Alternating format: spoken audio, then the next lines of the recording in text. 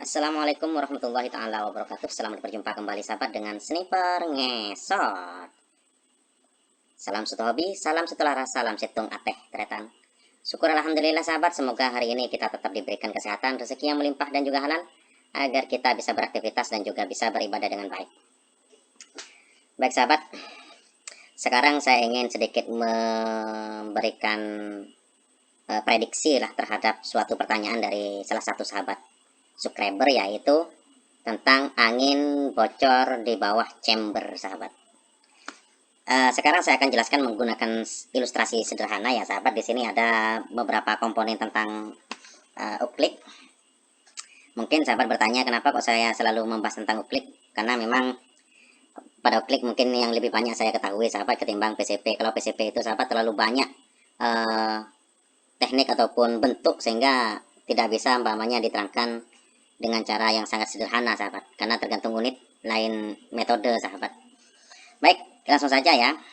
Kita ketahui bersama di sini ini adalah bentuk ataupun ilustrasi sederhana sahabat. Ini adalah tabungnya, ini adalah aspentil dan juga perkiongnya. Kemudian di sini adalah chamber, ini adalah grendel dan ini adalah laras sahabat. Chamber ini berfungsi sebagai muara atau pertemuan beberapa komponen pada senapan angin sahabat, yaitu dimulai dengan masuknya sebuah mimis, kemudian didorong oleh grendel, kemudian angin yang ada dalam tabung ini akan dibuka oleh katup berupa aspentil, kemudian angin ini akan masuk melalui transfer angin ke atas dan kemudian melontarkan mimis ke depan. Oke, seperti itu adalah kinerja chamber sahabat. Kemudian pertanyaan yang sekarang adalah prediksi ataupun kenapa sih angin saya kok bocor di bagian bawah chamber. Maka mungkin saya akan memberikan 3 prediksi sahabat, 3 prediksi, dan mungkin itu bisa dicek bagian-bagian itu.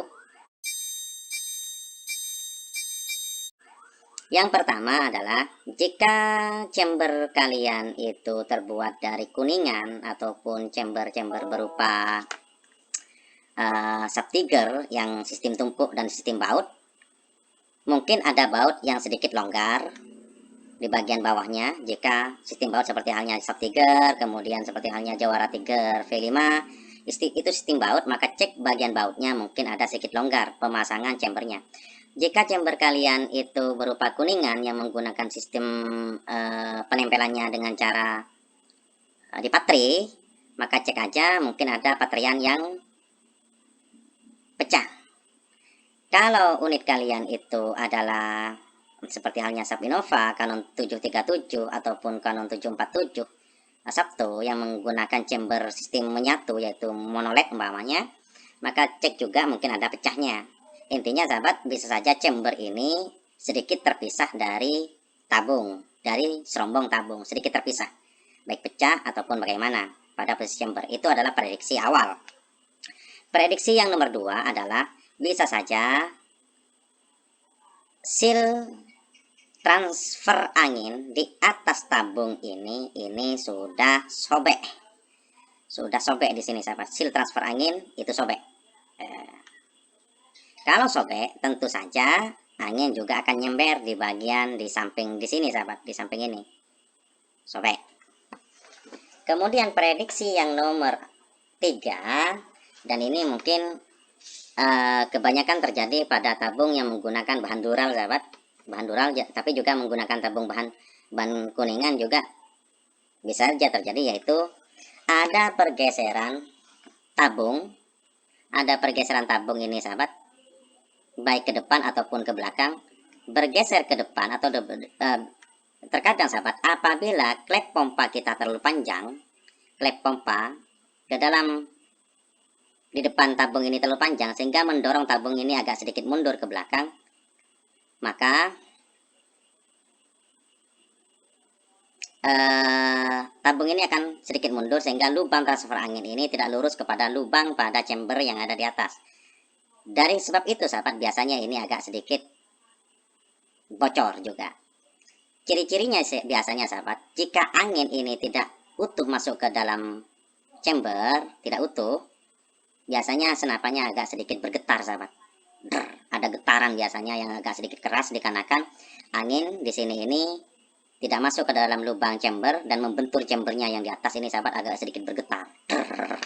Kayak gitu ciri-cirinya. Dan ciri yang nomor 2 sahabat, tabung ini tidak mundur ataupun maju sehingga chamber ini tidak lurus lubangnya dengan transfer angin pada tabung. Itu ciri-cirinya adalah baut bagian belakangnya atau baut bagian pengunci di bagian bawah ini sahabat agak miring ke gini ataupun miring gini. Kalau miring sahabat, bautnya ini berarti chambernya agak sedikit tabungnya agak sedikit bergeser dari posisi lubang transfer angin. Begitu. Dan kalau ciri-ciri yang pada chamber pecah sahabat bisa cek langsung, mungkin bisa sahabat raba pada chambernya mungkin berangin di samping-samping di sini.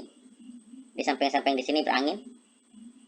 Berarti mungkin chambernya saja yaitu pecah ataupun bautnya kurang kuat dan sebagainya.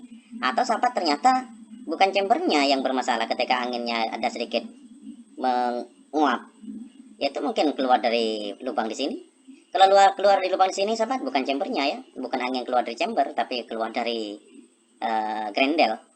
Kalau larinya di sini. Tapi kalau larinya di sekitar sini sahabat, maka 3 penyebab itu. Yang pertama yaitu chambernya pecah atau chambernya longgar. Yang kedua adalah sealnya sudah pecah ataupun tidak mampu menahan angin sehingga merembes ke samping, ataupun tabungnya yang bergeser baik terlalu mundur ataupun terlalu maju sehingga lubang transfer angin ini tidak lurus kepada lubang pada chambernya.